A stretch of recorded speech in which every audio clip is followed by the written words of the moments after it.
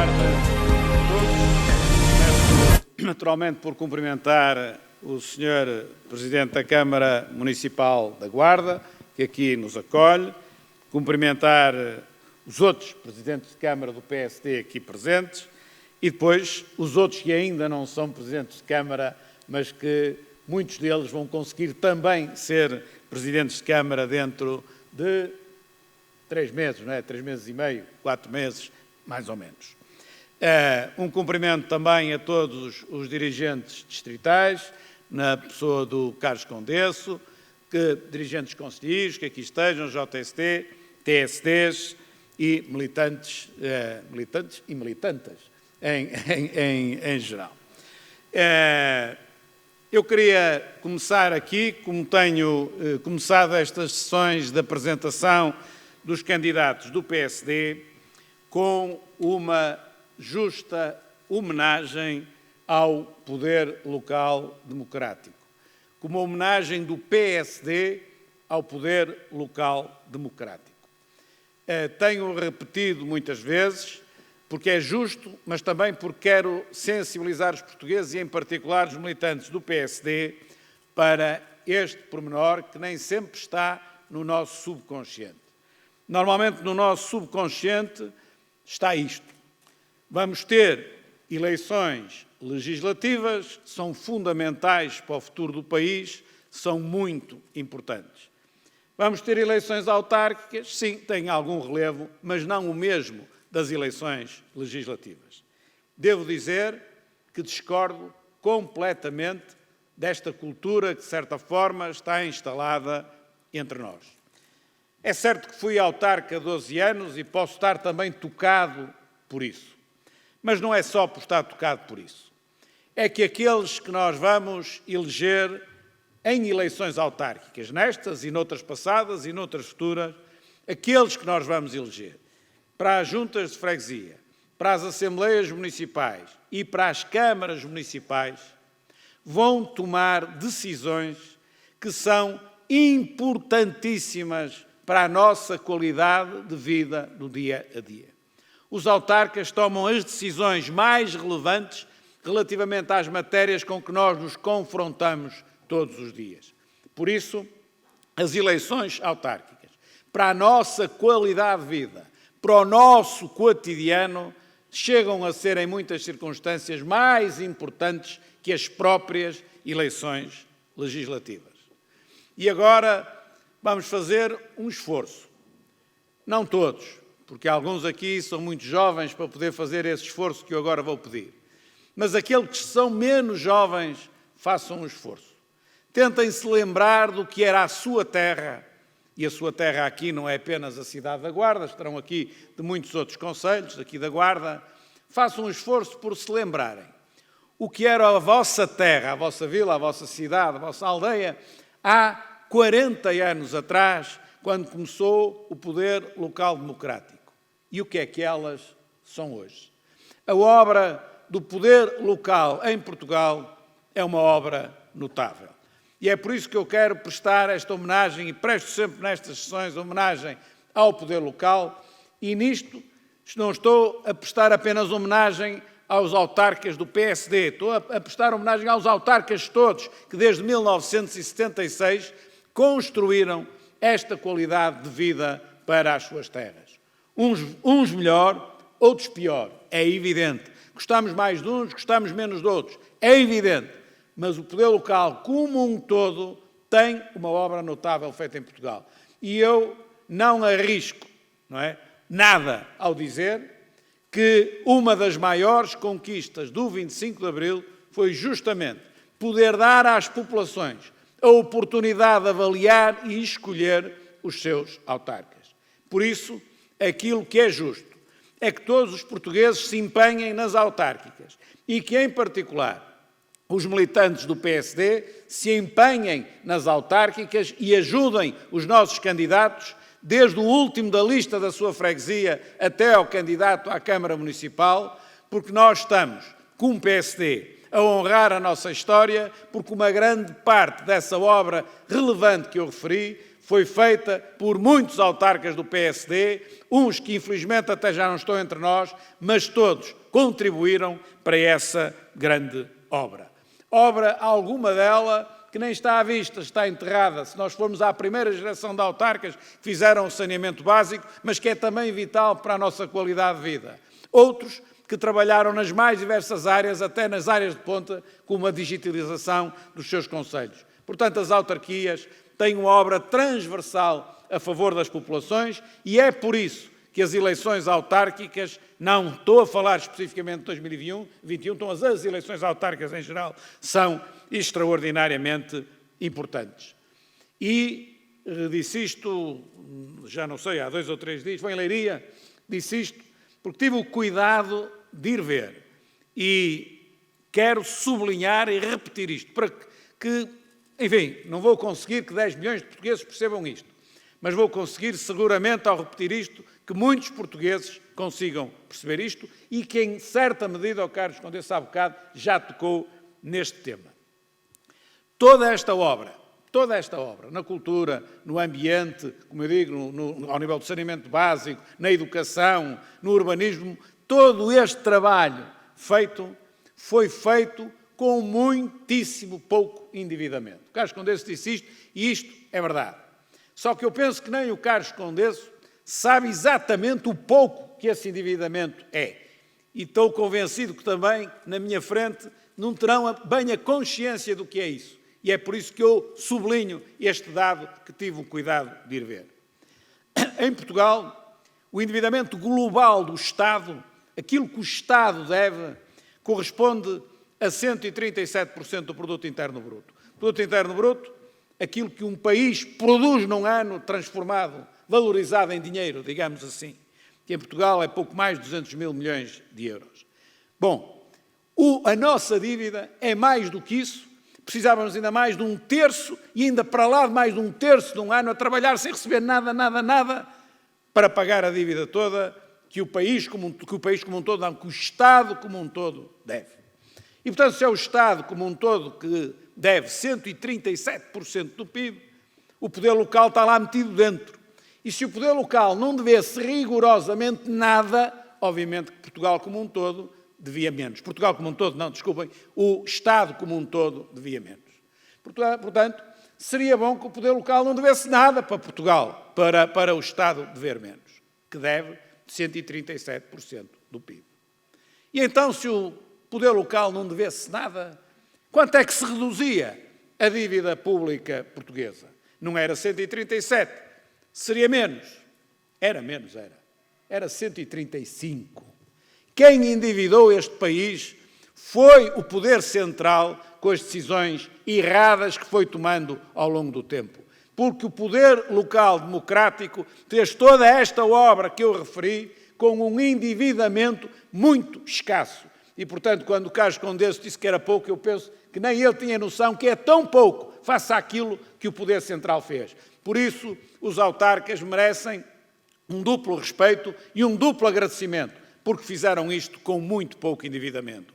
Há câmaras muito endividadas? Claro que há. Há câmaras muito bem geridas? Claro que há. Não estou a falar de nenhum caso particular. Estou a falar do poder local como um todo que conseguiu, nestes 40 e tal anos, fazer uma obra praticamente sem endividamento. E isto são as eleições autárquicas, do modo geral. Agora temos as de 2021. E as de 2021 têm a mesma importância das outras, mas para o PSD têm uma importância acrescida. E essa importância acrescida tem a ver com o facto de nós, durante 3 eleições seguidas, particularmente nas 2 últimas, temos perdido sempre presidentes de Câmara, vereadores, Assembleias Municipais e juntas de freguesia. E por isso o PSD tem de virar aquilo que tem vindo a acontecer nos últimos 12, particularmente nos últimos 8 anos. Temos 98 presidentes de Câmara, o PS tem 161. Nunca a diferença foi tão grande entre os 2 partidos. Nunca nós tivemos 161. Nunca lá chegamos. Portanto, nunca esta diferença foi tão grande. E, portanto, esta eleição de 2021 é importante para o PSD. Temos todos de nos empenhar de uma forma acrescida, justamente porque 98 presidentes de Câmara é efetivamente ainda um peso muito grande. tomar aos outros mais pequenos terem 98% de Câmara. Mas, de acordo com aquilo que é a tradição histórica do PSD, 98 está muito aquém daquilo que nós merecemos e daquilo que nós seguramente vamos ter. Por isso, no domingo em que forem marcadas as eleições, fim de setembro ou princípio de outubro, é importante que todos os militantes se empenhem em ajudar os nossos candidatos para que nós consigamos virar todo este curso que tem vindo a descer para passar a ser a subir e a subir fortemente. Aqui na Guarda, os militantes e os candidatos são daqueles que menos precisam deste pedido, desta solicitação ou deste conselho. Porquê? Porque aqui na Guarda, ao contrário da fotografia global do país, o PSD tem mais presidentes de Câmara do que tem o PS. Nós temos 7 presidentes de Câmara, o PS tem 6, e em juntas de freguesia nós temos 116 e o PS só tem 77. Portanto, aqui na Guarda não se trata de virar um ciclo e passarmos a ser mais fortes. Aqui na Guarda, o problema que se coloca é nós conseguirmos subir ainda mais para lá daquilo que já temos. E eu confio em todos estes candidatos. E agora que estão aqui, estes todos os candidatos, há 2 que estão em exercício de funções como presidentes de Câmara e que não podem estar aqui por limitação de mandatos, e acho que é devido um agradecimento ao António Robalo, no Sabugal, e ao Gustavo Duarte, de Foscoa, que por limite de mandatos não podem agora continuar a candidatar-se.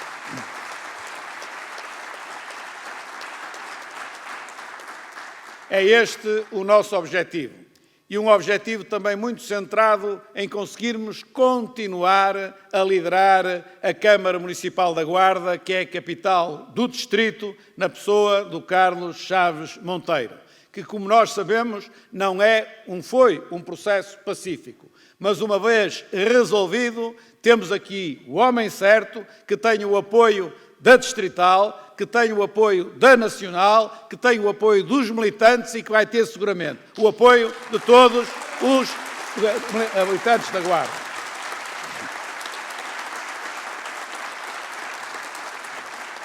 Até porque é verdade que é importante conseguir lutar pelo interior, conseguir lutar pela desconcentração, conseguir lutar pela descentralização, conseguir lutar pelo êxito de pessoas que nós temos no interior.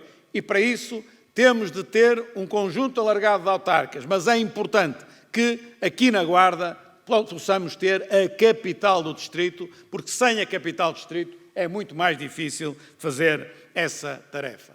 Por isso, a Direção Nacional, com base na Comissão Autárquica, liderada pelo Secretário-Geral, não teve qualquer problema. Sempre que houvesse alguma desintonia, intervir, decidir e assumir a responsabilidade para que o PSD possa chegar às eleições, aqui na Guarda, em todos os demais sítios, com uma afirmação que permita podermos ganhar as eleições. Nós tivemos de gerir, tem sempre de gerir ambições pessoais. Mas é justamente para isso que estava aqui a Comissão Autárquica, para escolher os melhores candidatos e pôr de lado aquilo que são meras ambições pessoais. Porque as pessoas não vão escolher quem tem ambições pessoais, as pessoas vão escolher quem está em melhores condições para servir o seu conselho.